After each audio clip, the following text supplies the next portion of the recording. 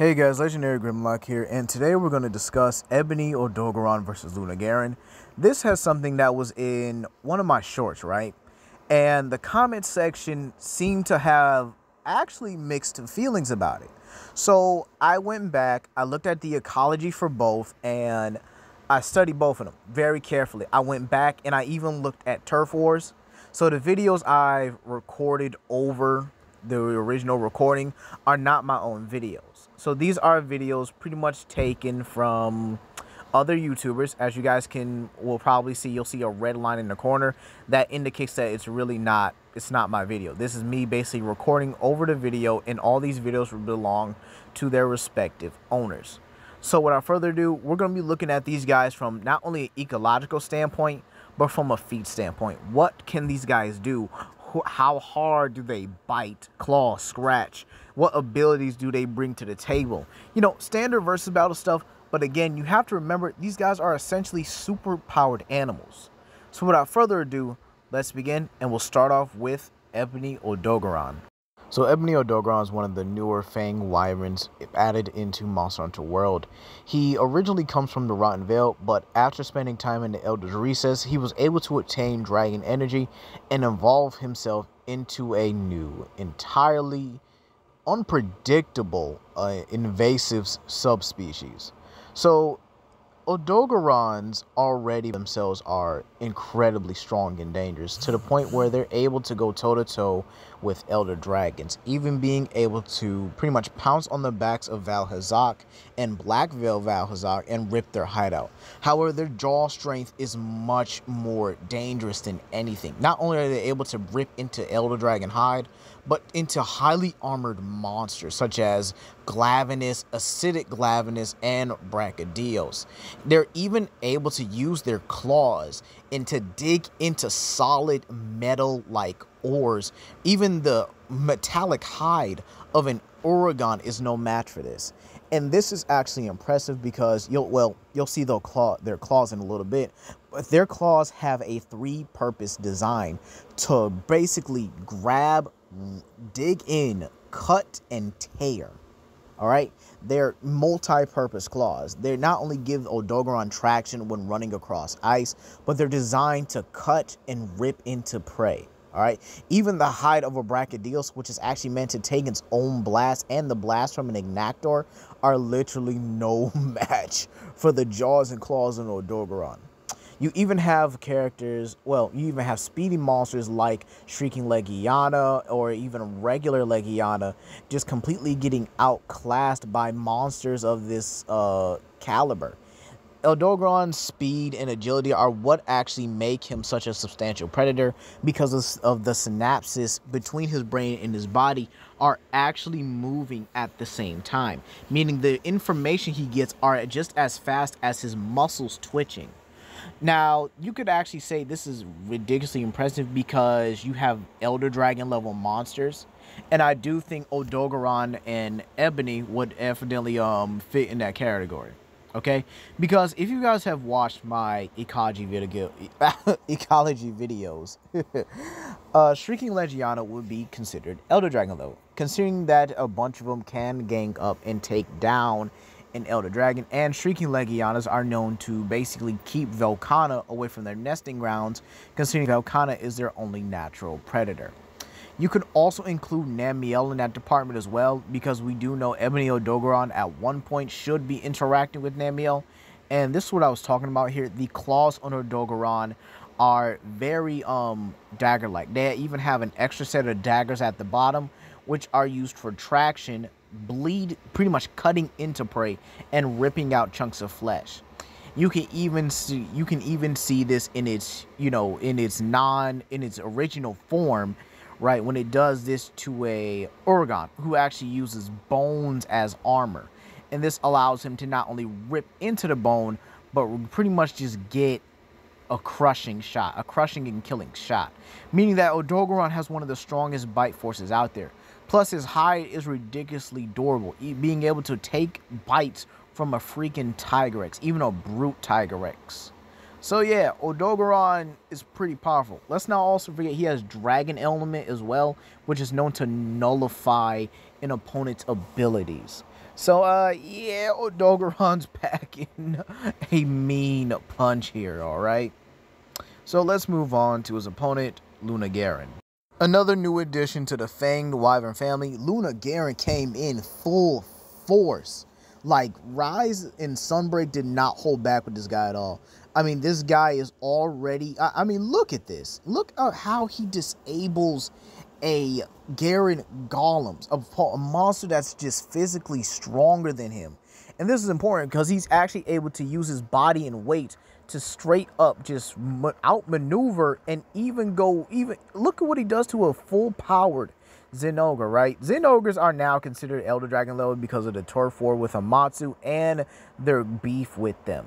So, in all honesty, with that being said here, this would put Lungaron at Elder Dragon level, as he's easily able to get the upper hand on not just monsters like Zinogre and Garen Golem, but as you guys can see here, he is able to even slam Malzeno's head into the ground. It even does this to a primordial Malzeno, which is stronger than this one because he's actually nerfed. I'll explain that in my Negagante versus Malzeno video, so you're going to have to wait.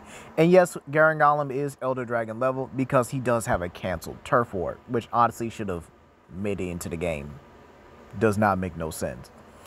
And with these two, also, you can consider them scaling to, well, Lungaron scaling to his Elder Dragon like Malzeno, kind of like how Ebony scales to Valhazak, right? So, yeah, it's pretty simple here. You could probably translate some of the feats for that. You know, Lungaron does do better than, I would probably say, a Scorn Magnum Mallow, if you will. You could probably highball it saying that that Lungaron is definitely stronger than Scorn, considering how Scorn was struggling with a regular Zinogre at full power. But again, this could also come down to Lungaron's claws, alright? Lungaron's claws are made to grapple, alright? Grapple and definitely give him traction when it comes running across the ice. But as you guys saw with how he's able to handle both Garen Golem and Zinogre, these claws allow him to not only grapple with his opponent, but he's very good at close quarters combat, is what I'm trying to say here. He can not only stand up on his hind legs, but use that to his advantage and actually fight like a werewolf almost. And that actually gives him an upper hand on his opponents.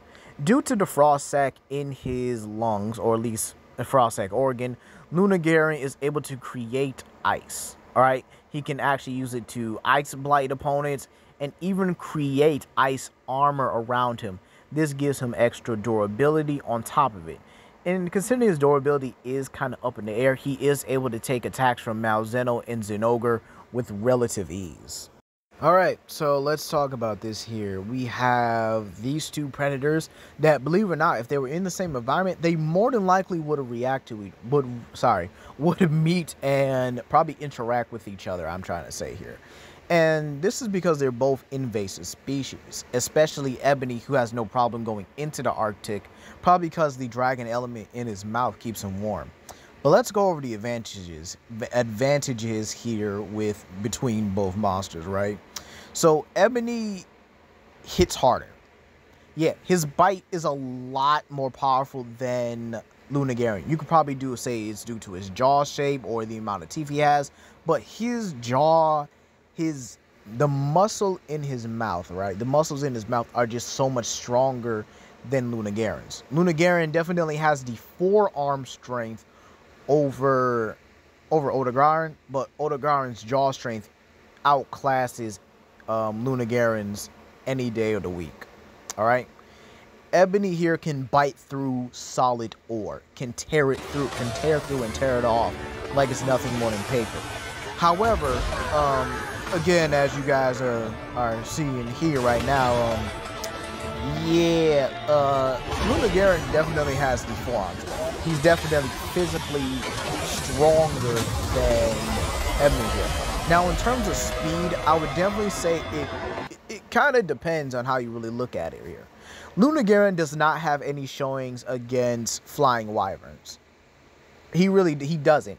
And it's hard to really say how he would actually fare if he's never gone against something like Rathalos or Rathian, or even a Barioth. Now, I could put it up to assumption that they have interacted because they both live in the Arctic area, and that would be very, yeah, that would be kind of very obvious. And I would also count that as well for Odogaron. And the reason why I don't think Lungaron's strength would be enough is because you have things like, oh, I don't know, Tigrex and Odogaron literally having a turf war, and Odogaron is still able to pin Tigrex. Even the brute Tigrex version struggles with Ebony Odogaron. What does that say for Lungaron? And you can, yes, you can use cross creature, you know, scaling whatever with Tigrexes, Zenogres, and Arcacujas are all able to go after the likes of Durambruses and excuse me, and Gambas here. Now, sure, you could use that, saying that since they're all able to go after a Gammoth, how do you think they would actually, you know, how these monsters would fare each one? Now, Lungaron against the Gammoth, I think he would be able to do it. I think he would actually be able to do it. But then again, I also think that an Odogaron would also be able to take down a Gammoth because he just has a much more dangerous bite. His claws are much more dangerous as well than Lungaron's. Because again, look at him. Lungaron's claws are dangerous. I'm not saying that they're not. They can definitely cause a bleed. But they're not designed like Odogaron's. Odogaron's are just a different breed of claws when it comes to the fanged wyvern family. Alright? Yes, Lungaron has the grapple and the cutting, but Odogaron has the cutting, the piercing, the ripping, the bleed, all of it wrapped in one here. And I know what you guys are saying. You guys are probably thinking of anti-feats, like Devil Joe being able to pick up and slam Odogaron. In all honesty, that's a game mechanic, because if we're being real here, he shouldn't be able to do it to a Viper Tobikadachi. Simply because of the Venom Coils. It makes no sense. So in all honesty, while you could say that, yeah, you could use Elder Dragon scaling, but at the end of the day, without it, I would definitely say that, yeah, Ebony Odogaron wins it here. He has a much more dangerous bite, much more dangerous claws, and he's a much, I would actually say, even if it comes down to a physical altercation, which it will, obviously, I would definitely say that Odogaron's speed, his, I guess you could say, like, badgerness, the way he kind of, like, does with Tigrex and Arcacuja, despite the fact that they can pin him down, Barioth as well, he's still able to get out, pin them down, and start tearing at them. Yeah, Lungaron's Ars Armor doesn't help, because again, he's biting through Glavenus's and Brachydios' shell, which are much more durable than Lungaron. But hey, that's going to be all for today, you guys. Please comment down below, like and subscribe and share with your friends. This is Legendary Grimlock, and you guys have a blessed day. Peace.